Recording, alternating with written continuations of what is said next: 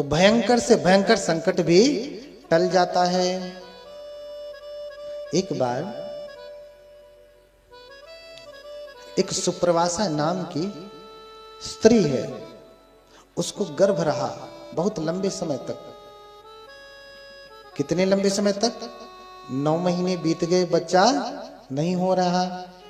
ध्यान से सुनिएगा, माताओं को बहुत तकलीफ होती है, फिर हॉस्पिटल ले जाना पड़ता है। सिर्फ ले जाना ही नहीं पड़ता, कटवाना भी पड़ता है। कटवाना ही नहीं पड़ता, उसको पकड़ के खींच के निकालना पड़ता है, चल बाहर निकल। कभी कभी तो केस बहुत क्रिटिकल होती है, डॉक्टर भी परेशान हो जाता है, कैसे निकालें इसको, कैसे रक्षा होगी। और ये सारा संकट मां को सहना पड़ता है। बाकी सारे ऑपरेशन तो डॉक्टर बेहोश करके कर देगा, लेकिन ये ऑपरेशन आपको, ये पीड़ा आपको आंखों के सामने देखते हुए, जीते जागते खुली आंखों से सहना पड़ता है मां को। इतना भयंकर कष्ट न सहना पड़े, इसलिए आपको एक अचूक मंत्र बता रहा हूं, ध्यान से सुनिएगा, फिर यह संकट नहीं आएगा। देखिए भगवान के समय में सुप्रवासा कैसे बचती है। सुप्रवासा को गर्भ हो गया 9 महीने का, बच्चा नहीं हो रहा।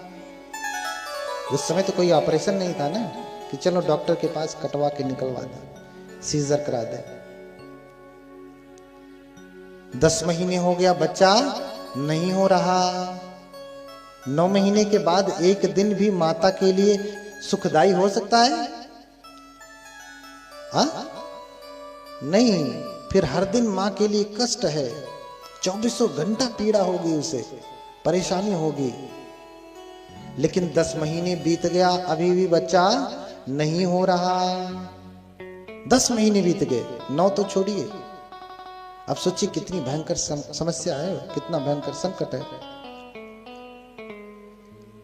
10 महीने बीत गया, अभी भी बच्चा नहीं हो रहा है। सारे उपाय कर लिया, सारे मंत्रों का जाप करवा लिया, सारी पूजा पाठ जो भी करना था सब करवा लिया, कुछ आराम नहीं हो रहा है।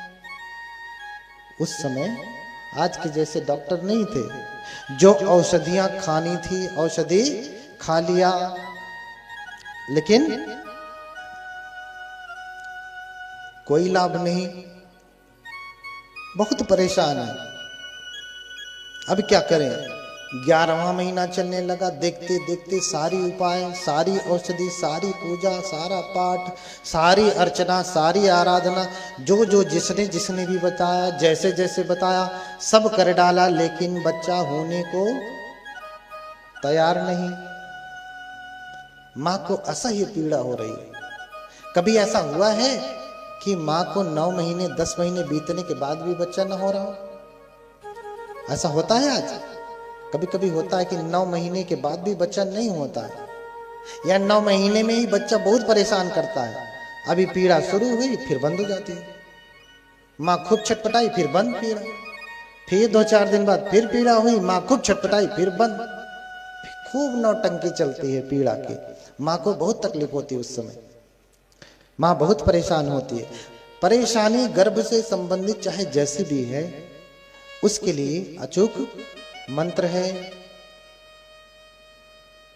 उसके लिए अचूक मंत्र है। देखिए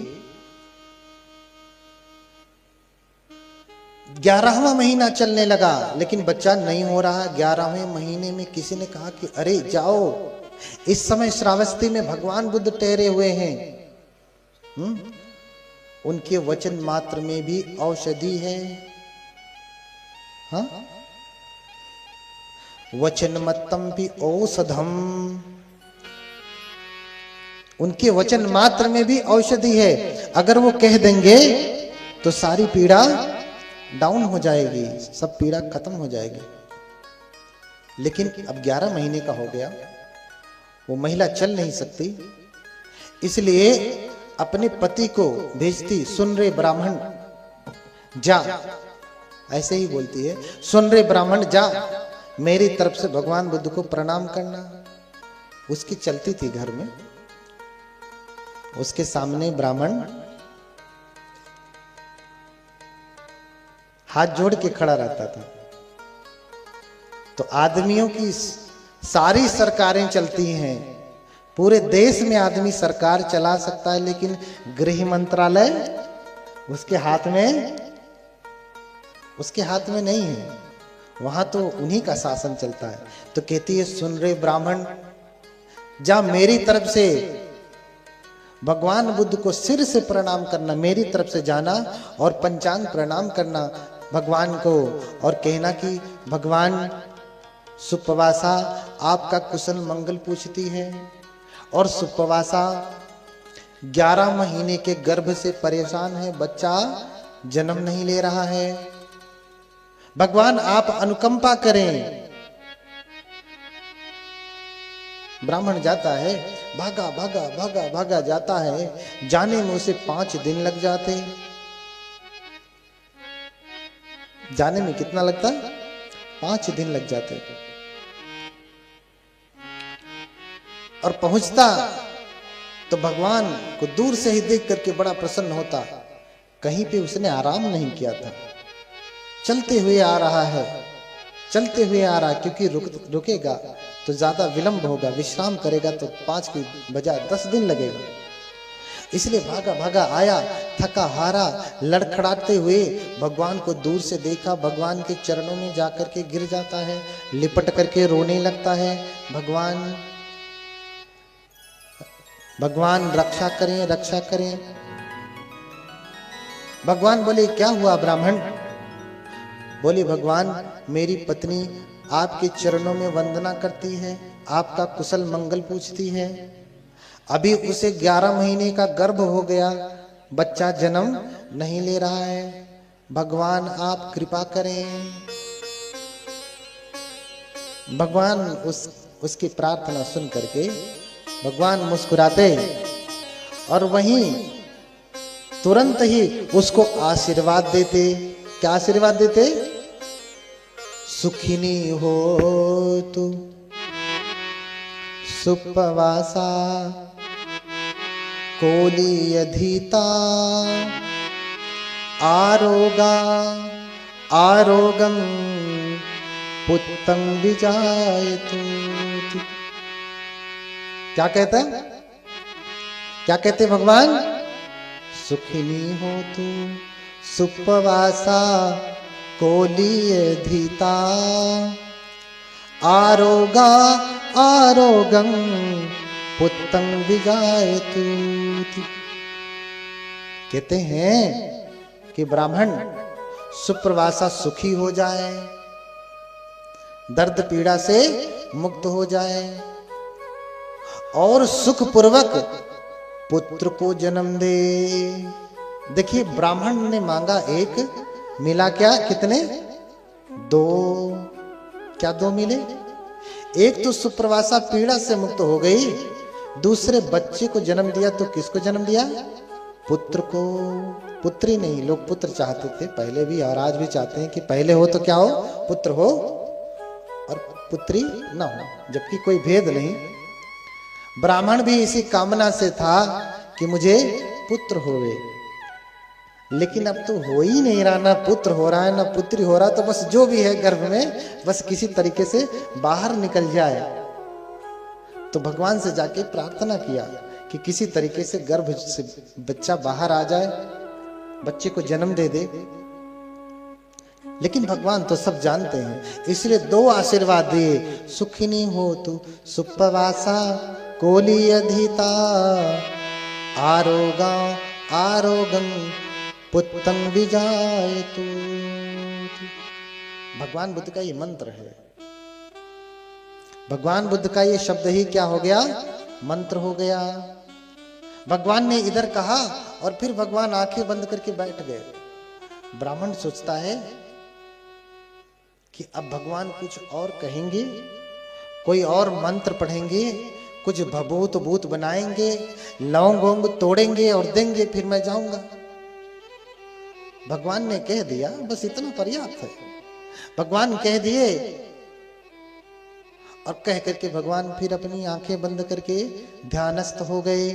ब्राह्मण इंतजार कर रहा, 1 घंटा 2 घंटा 3 घंटा 4 घंटा 5 घंटा, ब्राह्मण बैठा है वहीं पे कि अब भगवान आंखें खोलेंगे, मंत्र पढ़ेंगे, भभूत वभूत बनाएंगे, लौंग वोंग तोड़ेंगे, कुछ और देंगे। लेकिन भगवान तो आंखें बंद करके बैठ गए, आंखें खोल ही नहीं रहे। उसकी हिम्मत भी नहीं हो रही कि फिर दोबारा कह दें भगवान ने आंखें खोलिए। फिर सोचता है, लगता है कि यहां भी काम बनने वाला नहीं है। वापस निराश होकर के घर की तरफ चल देता। जाने में तो उसे कम समय लगा, 5 दिन लगे। आने में उसका दुगना समय लग गया, क्योंकि पहले उत्साह से गया था, अब हार करके गया है, थक करके गया है। इसलिए धीरे धीरे जाता, कोई चारा नजर नहीं आता। लेकिन जैसे ही दूर से देखता उसका घर, और फिर उसके कानों में शब्द पड़ते। कौन से शब्द पड़ते? बच्चे के रोने की। बच्चा जोर से चिल्ला रहा कि हाँ कहाँ आ गया। बच्चा चिल्लाता है ना, बच्चा जोर से चिल्ला रहा है, जोरों जोरों से चिल्ला रहा है। और सोचता है ब्राह्मण की, अरे मेरे घर से स्वर आ रहा है, ये किसका स्वर है। फिर दौड़ के भागता हुआ, भागते भागते आता है, तुरंत घर के अंदर झांकता तो उसकी पत्नी अपने बच्चे को गोद में खिला रही है और बच्चा रो रहा है। उसको चुप कराए, चुप हो जा मुन्ना, चुप हो जा मुन्ना, चुप हो जा मुन्ना। और वो चिल्ला रहा है। इतना बदमाश तो था ही जो इतने दिन तक गर्भ में माँ को परेशान किया, अब बाहर आके चिल्ला के परेशान कर रहा है। हाँ, चुप हो जा मुन्ना, चुप हो जा मुन्ना। ब्राह्मण देखते ही झरझर रोने लगता, उसकी आंखों से आंसू बहने लगते।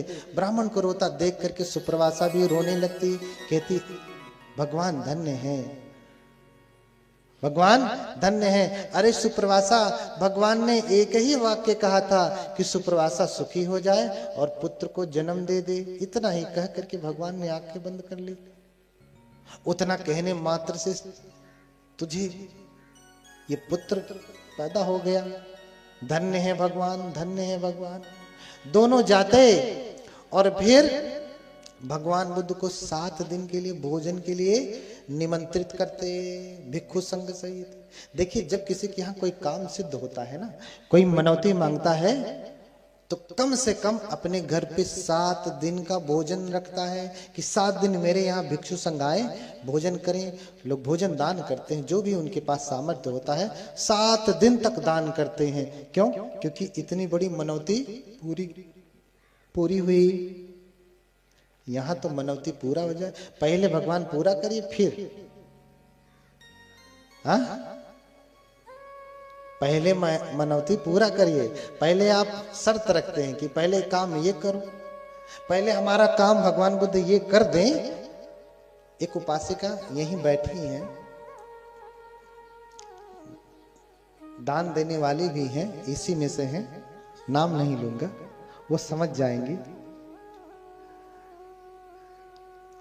उन्होंने कुछ दान दिया और हमने कहा कि आप तो इतनी सामर्थ्यवान हैं कि स्वयं भगवान की कथा लगा सकते। बोले हाँ बनते, आशीर्वाद दीजिए, मेरा ये काम हो जाएगा तो मैं लगाऊंगी। क्या कहा?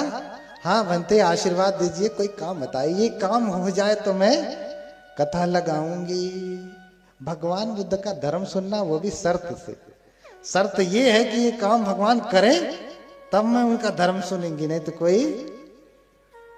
हाँ, पहले मेरे जीवन का ये काम हो, ये दुख दूर हो, तब मैं भगवान को मानूंगी, अन्यथा मैं मानने वाली नहीं है। जब दुख आता तो सब लोग चिल्लाते हैं, लेकिन सुख में नहीं। जानते हैं कबीरदास क्या कहते हैं? क्या कहते हैं? दुख में सुमिरन सब करें, सुख में करे न कोई। दुख में सुमिरन सब करें, सुख में करे न कोई। जो कबीर सुख में करे, दुख काहे को हो कबीरा, दुख काहे को।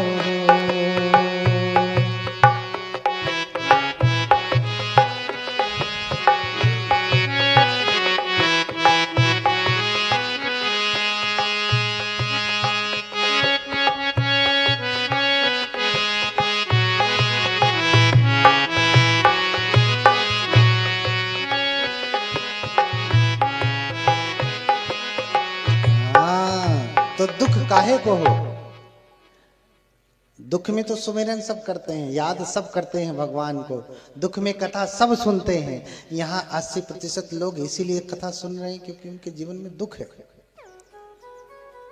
दुख में तो सभी सुनते हैं, सुख वाले बैठ करके मस्ती कर रहे हैं। जब उनके जीवन में दुख आएगा अभी हम क्यों जाए, जब आएगा तो जाऊंगे भगवान के पास।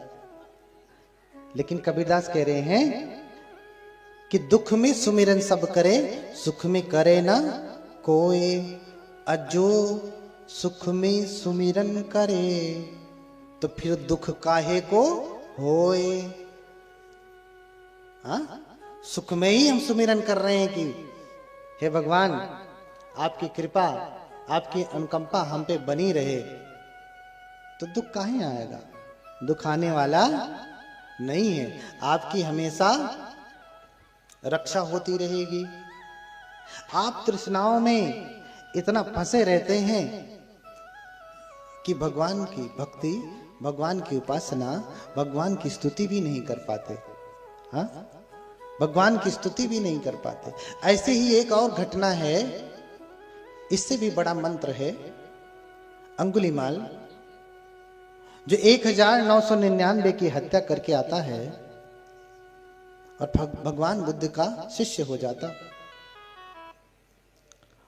शिष्य होने के बाद जब वो एक दिन चारिका के लिए निकलता है, भोजन के लिए निकलता है पात्र लेकर के, तो लोग पहले तो उसके ऊपर पत्थर फेंकते हैं।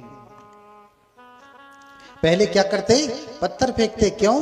क्योंकि अंगुलीमाल एक हत्यारा था, बहुतों की हत्या किया उसने। हत्या करके उंगली काट के पहन लेता था, उंगलियों की माला पहनता था, इसलिए नाम पड़ा अंगुलीमाल। लेकिन भगवान से जब संपर्क हुआ तो उसने सारा बुरा कर्म छोड़ दिया। यही तो भगवान का सामर्थ्य है। भगवान बुद्ध अन्य भगवानों की तरह मारते नहीं। भगवान बुद्ध भी चाहते तो यूं करते और मर जाता, लेकिन फिर मारना तो बच्चों का काम। आजकल आदमी गुस्सा में उठता है और एक बटन दबाया, धाए से मार दिया, तो बच्चों का काम है। मारना हर कोई मार सकता है, इसमें बैठा हर एक व्यक्ति किसी दूसरे को मार सकता है, ये तो सामान्य जन भी कर सकते हैं। लेकिन इसमें बैठा हर एक व्यक्ति किसी डाकू को संत नहीं बना सकता। यही नहीं, जिन जिन को भी आप भगवान कहते हैं, उनके भीतर भी ये सामर्थ्य नहीं कि किसी बिगड़ैल व्यक्ति को, किसी असुर को वो संत बना दें। कभी सुना कि उसे रास्ते पे ला दें? ना, मार दिया। जिसके ऊपर कृपा की उसे मार दिया, झंझट ही खत्म कर दी। ये सामर्थ्य नहीं। बुद्ध तो परम सामर्थ्यवान है। बुद्ध किसी के ऊपर अनुकंपा करते हैं तो मारते नहीं, उसे उसके गुणों में विकसित कर देते हैं, अवगुणों से दूर कर देते हैं, उसको संत बना देते हैं, अरहत बना देते हैं। अंगुलीमाल को भगवान ने अपनी शरण में ले लिया। अंगुलीमाल परम ज्ञान को प्राप्त हो गए। जब चारिका में चल रहे हैं तो लोग पत्थर मारते हैं। क्यों? क्योंकि इन्होंने पहले लोगों को मारा है, तो लोगों का क्रोध है जो पत्थर बन के बरस रहा है। हर दिन पत्थर फेंकते थे और उनका शरीर लहूलुहान हो जाता खून से। इतना पत्थर लोग मारते, भोजन क्या देंगे? लेकिन वो किसी को एक शब्द नहीं कहते। देखिए, संसार का ऐसा नियम है, जब कोई बदमाश रहता तो उसके किनारे कोई नहीं जाता डर के मारे। लेकिन जब वो सुधरना चाहता तो यही वो लोग हैं जो सुधरने नहीं देते, पत्थर मारते हैं। हाँ, अरे जब डाकू था तब तो आपने उसे झेला ही, बर्दाश्त ही किया। अब तो सही रास्ते पे चलना चाह रहा है तो चलने का उसे अवसर दीजिए, प्रोत्साहन दीजिए कि नहीं ठीक है, पहले जो किया सो किया, अब से अच्छे मार्ग पे चलो, जो बीत गया सो बीत गया। हाँ, अंगुलीमाल जाते हर दिन कोई न कोई पत्थर मारता, इतना मारता कि शरीर के सभी अंगों से खून निकलने लगता, सब फूट जाता, रक्त बहने लगता। लेकिन फिर भी चूंकि परम ज्ञान को प्राप्त हो चुके हैं तो लोगों के ऊपर करुणा करते और ये समझते कि जो लोगों को मैंने कष्ट दिया है वो लोग पत्थर मार मार करके मेरे पापों को काट रहे हैं, इसलिए वो शांति पारमिता का अभ्यास करते हुए लोगों के फेंके हुए पत्थर को भी सहन कर जाते। एक दिन रास्ते से गुजर रहे हैं, ध्यान से सुनिएगा, महत्वपूर्ण बात है। एक दिन रास्ते से गुजर रहे हैं, एक घर के भीतर से आवाज आती है, कोई महिला चिल्ला रही है। चिल्लाहट कैसी है, शोर कैसा है? उस महिला को गर्भ है, गर्भ की पीड़ा हो रही, प्रसव पीड़ा हो रही है और महिला बच्चे को जन्म नहीं दे पा रही है, जोरों से चिल्ला रही है, असह्य पीड़ा हो रही है। और जैसे ही अंगुलीमाल के कानों में स्वर पड़ता है, अंगुलीमाल घबरा जाता, चिल्लाने लगता, उसके दुख को बर्दाश्त नहीं कर पाता, सहन नहीं होता और कान को बंद करके चिल्लाते हुए भगवान बुद्ध के पास जाता, चिल्लाते हुए हाय मानो दुख पा रहा, हाय मानो दुख पा रहा है। उपद्युतं वतभो, उपद्युतं वतभो, हाँ, मानो दुख पा रहा है, मानो दुख पा रहा है। चिल्लाते चिल्लाते विहार में वापस चला जाता। भगवान सुनते, अरे क्या बड़बड़ा रहे हो, कौन दुख पा रहा है? बोले भगवान मैं चारिका के लिए गया था, एक घर में एक स्त्री बच्चे को जन्म नहीं दे पा रही है, जोरों से चिल्ला रही है, मुझसे उसकी पीड़ा देखी नहीं गई, मुझे बहुत दुख होने लगा। तो भगवान मुस्कुराते हैं, कहते हैं तुझसे देखा नहीं गया तो तू कह देता कि अगर मैंने कभी किसी को नुकसान नहीं पहुंचाया है, किसी की हत्या नहीं की है, तो इस पुण्य के प्रताप से तुम्हारे गर्भ का मंगल हो। तो अंगुलीमाल कहता, भगवान ऐसा मैं कैसे कह देता, मैंने तो हजारों लोगों की हत्या की है, हजारों लोगों को कष्ट दिया है, हजारों लोगों का घर उजाड़ा है, मुझसे बड़ा पापी कौन? तो ये तो वचन झूठा हो जाएगा। तो फिर भगवान मुस्कुराते, तो तुम ऐसा कहते कि जब से मैंने आर्य धर्म को जाना, ध्यान से सुनिएगा, अभी मंत्र है यही और ये मंत्र आपको याद करवाऊंगा। हाँ, जब से मैंने आर्य धर्म को जाना तब से मैंने किसी की भी हिंसा नहीं की, किसी की भी हत्या नहीं की। इस सत्य वचन से तेरे गर्भ का कल्याण हो। तो तू ये मंत्र क्यों नहीं बोला? बोला हाँ भगवान, जब से मैंने आर्य धर्म को जाना, अर्थात जब से मैं भगवान बुद्ध की शरण में आया, तब से मैंने छोटे से छोटे चींटी की भी हत्या नहीं की, ना तो उसको नुकसान पहुंचाने की भावना भी की कि इसका नुकसान हो जाए। मैंने सबका ही मंगल चाहा है। बोले भगवान, तो तूने ऐसा चाहा है तो जा करके अपने इस तपोबल से उसे आशीर्वाद दे और ये मंत्र पढ़। जाके द्वार के सामने ये वाला मंत्र पढ़ना। कौन सा मंत्र? ध्यान से सुनना। यतोहं भागिनी, यतोहं भागिनी अरियाय जातिया जातो नाभिजानामि सच्चिच पाणिनं जीवितं ओरोपेका। बोलिए भगवान बुद्ध की करुणा हो। यही मंत्र है, रिकॉर्ड कर लीजिए, सुन सुन करके याद कर लीजिए, नहीं तो लिख लीजिए। जब आपको परेशानी हो तो आप ये मंत्र जपिएगा। अंगुलीमाल द्वार के सामने जाता, जिस स्त्री को गर्भ था द्वार के सामने हाथ जोड़ करके खड़ा हो जाता। यतोहं भागिनी, अर्याय जातिया जातो ना भी जाना मी संचिच पाणिनम जीविता और पेता। और जैसे ही अंगुलिमाल इस मंत्र का जप करते ही उस महिला की प्रसव पीड़ा शांत हो गई। देखते ही देखते उसने संतान को जन्म दे दिया। फिर अंगुलिमाल की जय जयकार होने लगी। जो लोग पत्थर मारते थे आज उसे कंधों पे उठा लिया। अरे अंगुलिमाल की जय हो, बोलिए अंगुलिमाल की जय हो, बोलिए अंगुलिमाल की जय हो। अरे अंगुलिमाल ने एक मंत्र पढ़ा, यतो हम भागिनी अर्याय जातिया जातो ना भी जानामि संचिच पाणिनम जीविता और पेता। इसके मंत्र पढ़ते ही उसके गर्भ की पीड़ा शांत हो गई और उसने बच्चे को जन्म दे दिया। ये अंगुलिमाल परम तपस्वी हैं, परम सामर्थ्यवान हैं। बोलिए भगवान बुद्ध की। तब से लेके आज तक जब जब कभी किसी बौद्ध देश में माताएं गर्भवती होती हैं, आप श्रीलंका में चले जाइए,